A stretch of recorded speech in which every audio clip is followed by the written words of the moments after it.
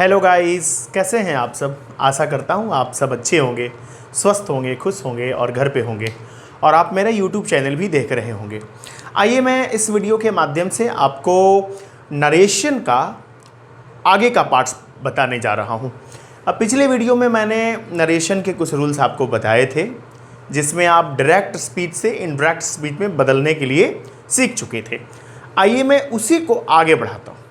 चूँकि नरेशन एक बड़ा चैप्टर है और मैंने आपको पहले वाले वीडियो में ही मैं बताया था कि उसका 3-4 वीडियो मुझे बनाना होगा, तब जाकर नरेशन का पूरा कन्फ्यूज़न क्लियर हो जाएगा और यह चैप्टर कंप्लीट हो जाएगा। आइए मैं अभी इस वीडियो में नरेशन का आगे का पार्ट्स आपको बता रहा हूँ। देखिए, ये नरेशन का मतलब आपको पता है कि नरेशन का मतलब होता है कथन। ये एक स्टेटमेंट होता है और उसी पे पूरा निर्भर रहता है। आप ये भी जानते हैं पिछली वीडियो में, अगर आपने पिछला वीडियो नहीं देखा है तो आप YouTube से खोज लीजिए, नरेशन पार्ट 1 पार्ट 2 ऐसे करके मैं बनाया हूँ। तो उसमें मैं आपको बता चुका हूँ कि नरेशन के 2 पार्ट्स होते हैं, डायरेक्ट स्पीच और इनडायरेक्ट स्पीच। डायरेक्ट स्पीच में स्पीकर वो डायरेक्ट स्टेटमेंट रहता है स्पीकर का, और इनडायरेक्ट स्पीच में थोड़ा सा मिक्स रहता है, कुछ वर्ड्स उसमें एडेड रहते हैं। आइए आगे बढ़ते हैं हम लोग। ये जो पार्ट आपको सीखना है उसमें ये है, देखिए जैसे कोई डायरेक्ट स्पीच का क्वेश्चन है कि सी, अब देखिए यहां मैं चेंज कर रहा हूं, मैं सेड कर रहा हूं, पहले सेज होता था, मतलब पास्ट में अब मैं चल रहा हूं। She said to me You are my brother. You are my brother. पिछले वाले वीडियो में ये सेज होता था, मतलब ये प्रेजेंट में था। अब देखिए मैं आपको ये भी बता चुका हूं कि ये क्या है, ये है रिपोर्टिंग वर्ब, और ये पूरा हमारा स्टेटमेंट जो है ये क्या है, ये है रिपोर्टेड स्पीच। आप इसके बारे में बखूबी जान चुके हैं। यह है रिपोर्टिंग वर्ब और यह है पूरा जो स्टेटमेंट है इन्वर्टेड कॉमा में जो बंद है वह है रिपोर्टेड स्पीच। आइए इसको समझते हैं। अब देखना है कि हमारा जो रिपोर्टिंग वर्ब है वह पास्ट में है। This is the just handle of the means the sentence according to the reporting verb you have to treat with the statement. तो अगर ये V2, देखिए V2 में है सेड, ये V2 है, मतलब ये पास्ट में है। आइए हम इसको कैसे चेंज करेंगे। तो सी, पहले जब वो सेज रहता था तो हम लोग उसको टेल्स कर रहे थे, तो सेड है तो हम लोग भी उसको टोल्ड कर दें। तो सी टोल्ड मी दैट, यहां तक सेम रहेगा। पहले जो हम बना रहे थे प्रेजेंट वाला, तो प्रेजेंट में भी हम यही कर रहे थे। जब यहाँ पर सेज हो रहा था तो हम यहाँ टेल्स कर रहे थे, जब वहाँ पे से था तो हम यहाँ पे टेल कर रहे थे। अब यहाँ पे सेड है तो यहाँ पे हम टोल्ड करेंगे सेम। और अब देखिए दैट हम लोग लगाते थे, इन्वर्टेड कॉमा वगैरह सब खत्म। अब आइए यू, तो यू क्या है, मैं आपको एक बताया था रूल, मैं एक बार फिर से लिख दूँ उसको, इस वीडियो में भी आपको आसानी होगी समझने में, इसे आप याद कर लीजिएगा, बहुत आसान है। अब जैसे देखिए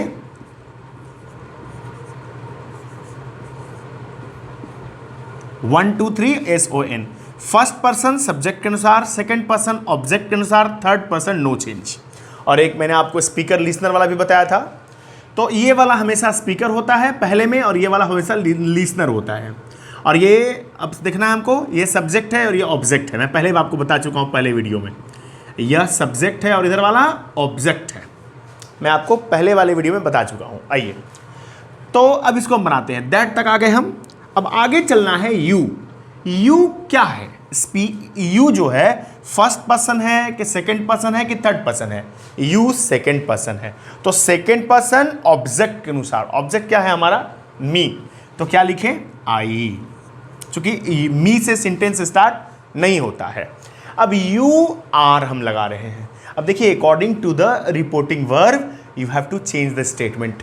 means if reporting verb is in present then the statement will not changed. Means helping verb will not changed. Okay, means the form of the tense will not be changed. अगर वो प्रेजेंट में है तो present में रहेगा, जैसे है वैसे ही रहेगा। ये इसका स्ट्रक्चर, सिर्फ सब्जेक्ट और ऑब्जेक्ट उसका बदलेगा। लेकिन जब हमारा रिपोर्टिंग वर्ब पास्ट में है तो हमको स्टेटमेंट भी पास्ट में ले जाना होगा। तो अब यहां पे देखिए यू के साथ आर लगा, अगर ये प्रेजेंट में होता तो आई के साथ हम एम लगाते, लेकिन यहां पर ये भी पास्ट में हम करेंगे वॉज। जब रिपोर्टिंग वर्ब पास्ट में होगा तो हमको स्टेटमेंट भी पास्ट में ही करना होगा, मतलब कि रिपोर्टेड स्पीच को भी हमें पास्ट में ही ले जाना होगा। तो आई वॉज, अब माई कौन सा पर्सन है? फर्स्ट पर्सन सब्जेक्ट के अनुसार, सब्जेक्ट है सी, तो क्या लिखें? सी ब्रदर, नो हर ब्रदर।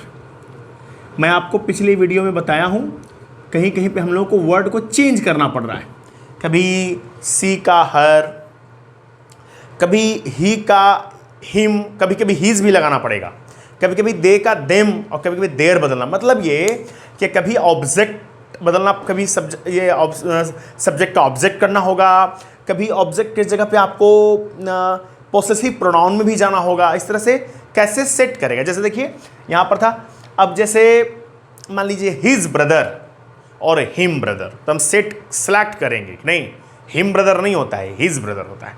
जैसे मी पेन या माई पेन, तो माई पेन सिंपल सा है, आप आसानी से इसको एडजस्ट कर लेंगे। मतलब मेरा ये था कि if reporting verb is in past then statement will be changed, means the form of the tense will be changed. आइए नेक्स्ट एग्जांपल समझिए। अब तो ये आप समझ ही गए होंगे, यहां देखिए, they said to her, they said to her, we have helped you, we have helped you. आइए ये भी रिपोर्टिंग वर्ब पास्ट में है, कैसे चेंज करेंगे? तो दे टोल्ड हर दैट, यहां तक तो कोई प्रॉब्लम नहीं है, आपको सेम लिखना है, बस मैंने लिख दिया, यू टोल्ड हर दैट। अब क्या है? वी कौन सा पर्सन है? फर्स्ट पर्सन सब्जेक्ट के अनुसार, सब्जेक्ट क्या है? दे। अब दे के साथ हम हैव लगाते, लेकिन चूंकि रिपोर्टिंग वर्ब हमारा पास्ट में है तो इसे भी हम पास्ट में ही बदलेंगे, मतलब कि यहां हम हैड कर देंगे। और हेल्प्ड, यू कौन सा पर्सन है? सेकंड पर्सन ऑब्जेक्ट के अनुसार, ऑब्जेक्ट क्या है हमारा? हर। सिंपल, इस तरह से चेंज करेंगे सेंटेंस को हम। आइए थोड़ा इसको और आगे बढ़ाते हैं, इसको इरेज करता हूं। आप ऐसे ही आसानी से इसे चेंज करेंगे और मैं समझता हूं कोई प्रॉब्लम नहीं होगा आपको। थोड़ा बड़ा चैप्टर है और थोड़ा सा टफ है, थोड़ा सा। आइए देखिए, जैसे नेक्स्ट देखिए, you said to him, you said to him she was a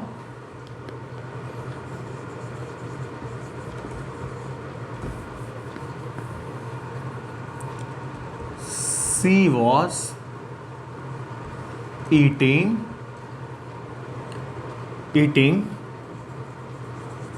my bread। आइए बनाते हैं इसको, थोड़ा देखिए ध्यान से कैसे बनाएंगे। You told him that, यहां तक कोई समस्या नहीं है, कोई प्रॉब्लम नहीं है। she, ये कौन सा पर्सन है? फर्स्ट पर्सन, सेकंड पर्सन के थर्ड पर्सन? यह है थर्ड पर्सन, नो चेंज। मैं लिखा था 1 2 3 नीचे SON, याद रखिएगा। Third person no change, she का सी लिख देंगे। वॉज, अब देखिए पहले से पास्ट में है और रिपोर्टिंग वर्ब भी पास्ट में है, तो कुछ रूल्स आपको याद करने पड़ेंगे। वाज का होता है हैड बीन, हैड बीन में चेंज होता है। ईटिंग माई कौन सा पर्सन है? First person. First person subject के अनुसार, सब्जेक्ट कौन है हमारा? यू। तो क्या लिखेंगे? Your bread. अब यहां देखना है कि यू लगाएं कि योर लगाएं। अब जो सेट कर रहा है योर ब्रेड, यू ब्रेड नहीं, योर ब्रेड। इस तरह से हम क्वेश्चन को सॉल्व करेंगे। आइए मैं कुछ इसका रूल्स आपको बता दूं, मैं कुछ इसका रूल्स लिख दूं। लेकिन यह नियम तभी लागू होगा जब रिपोर्टिंग वर्ब पास्ट में होगा। तो मैं लिख दे रहा हूं कि when reporting verb is in past means V2। अगर V2 में होगा तभी यह नियम लागू होगा। आइए क्या है नियम समझते हैं। इधर है डायरेक्ट स्पीच, डायरेक्ट स्पीच, इधर है इनडायरेक्ट स्पीच। इधर जगह कम था इसलिए मैं यहीं पे छोड़ दिया। देखिए आइए कुछ कुछ समझ लें हम लोग। बस उधर पास्ट करना है हमें। V1 और V5 रहेगा और डू या डज रहेगा। कैसे चेंज करेंगे? V2 में और डिड में। इसे याद कर लीजिएगा, रूल्स है। नेक्स्ट,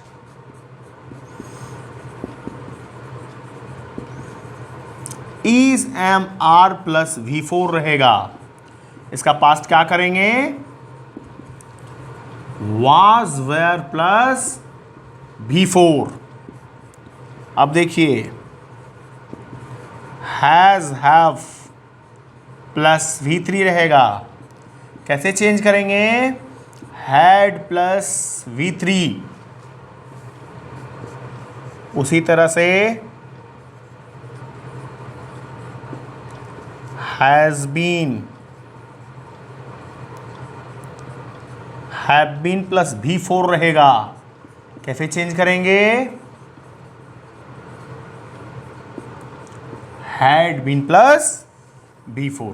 तो प्रेजेंट का तो सीधे सीधे आप पास्ट में चेंज कर दीजिएगा। प्रेजेंट का देखिए, प्रेजेंट का क्या कर रहे हैं हम लोग? पास्ट में चेंज कर रहे हैं। मतलब कि देखिए is am are V1 V5 do does, V1 V5 का पास्ट V2 हो गया, डू डज का पास्ट डिड हो गया। अब इज एम आर का पास्ट वॉज वेयर हो गया। अब देखिए हैज हैव का पास्ट हैड हो गया, हैज बीन हैव बीन का पास्ट हैड बीन हो गया।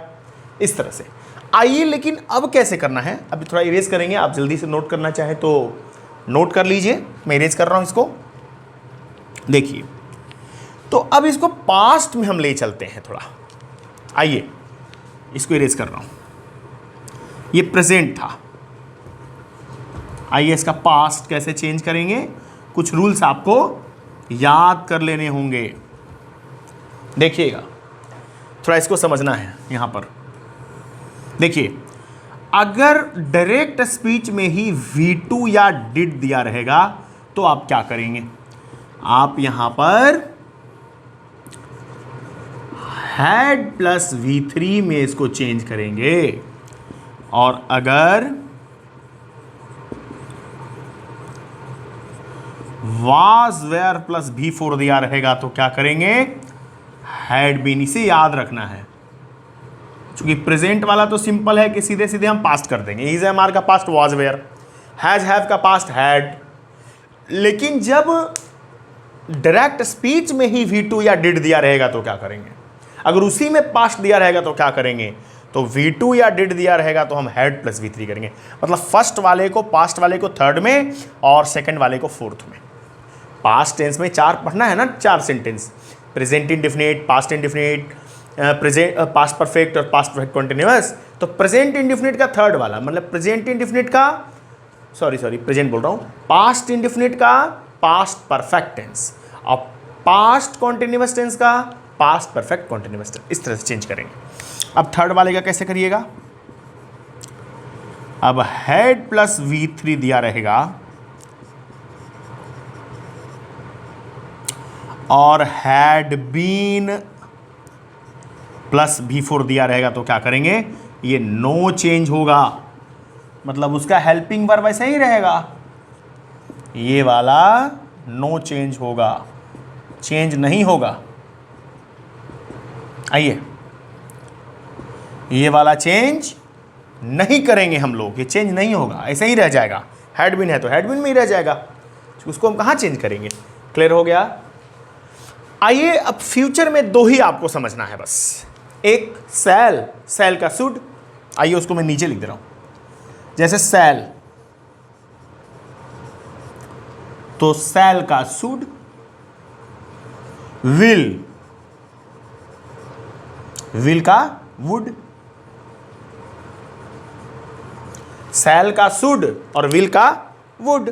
अब एक और याद कर लीजिए, कैन का कुड, वो मॉडल्स में आ गया, कैन का कुड, ये सब पास्ट तो आपको याद ही होगा, कैन का कुड।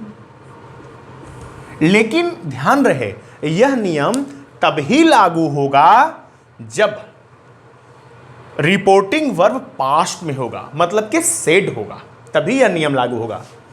आइए, एक रूल और आप याद कर लीजिएगा थोड़ा सा इसमें, मतलब कि जब रिपोर्टिंग वर्ब पास्ट में हो तब थोड़ा सा 2-3 चीज और याद कर लीजिएगा। देखिए, जब रिपोर्टिंग वर्ब पास्ट में होगा, एक चीज आप और याद कर लीजिएगा, यह है डायरेक्ट स्पीच और यह है इनडायरेक्ट स्पीच। आइए, तो इसमें देखना है एक चीज, दिस रहेगा तो यहां दैट हो जाएगा इनडायरेक्ट स्पीच में, दीज रहेगा तो वहां दोज हो जाएगा, टुडे रहेगा तो दैट डे हो जाएगा। अब देखिए, टुमारो रहेगा, टुमारो रहेगा तो द डे आफ्टर हो जाएगा, या द नेक्स्ट डे हो जाएगा, द नेक्स्ट डे, ऐसे बनेगा। और अगर स्टरडे रहेगा तो क्या होगा, द डे बिफोर हो जाएगा, या द प्रीवियस डे रहेगा, द प्रीवियस। ध्यान रहे, यह चैप्टर बहुत इंपॉर्टेंट है और यह कॉम्पिटिटिव स्टूडेंट्स के लिए भी महत्वपूर्ण है, कॉम्पिटिटिव स्टूडेंट्स के लिए भी यह चैप्टर बहुत महत्वपूर्ण है। कंपटीशन में भी ये क्वेश्चन आता रहता है, निश्चित आता है, जैसे एसएससी के एग्जाम्स में यह क्वेश्चन निश्चित आता है। और जो भी परीक्षाएं हैं, कॉम्पिटिटिव एग्जाम्स हैं जहां इंग्लिश कंपलसरी है, वहां आपको इस क्वेश्चन से गुजरना पड़ेगा। आइए, अब मैं समझता हूं आप समझ गए होंगे। अब मैं नेक्स्ट वीडियो में इसका और कुछ इसका बताऊंगा, मैं नेक्स्ट आगे का जो चैप्टर्स है, आगे का जो क्वेश्चंस है, मैं थोड़ा और ज़्यादा आपका क्लियर कर दूंगा, आपका चैप्टर कंप्लीट हो जाएगा। आशा करता हूँ आप सब समझ गए होंगे, आप सबको अच्छा लगा होगा। वीडियो बड़ा हो रहा है इसलिए मैं और ज़्यादा इसी वीडियो में नहीं बढ़ाना चाह रहा हूँ। सो धन्यवाद, thank you for watching this video. और हमारे चैनल को जल्दी से जल्दी सब्सक्राइब करिए, अधिक से अधिक लोगों में भेजिए और लाइक कीजिए, कमेंट कीजिए, बेल आइकन को भी प्रेस कर दीजिए। Thank you very much, thank you.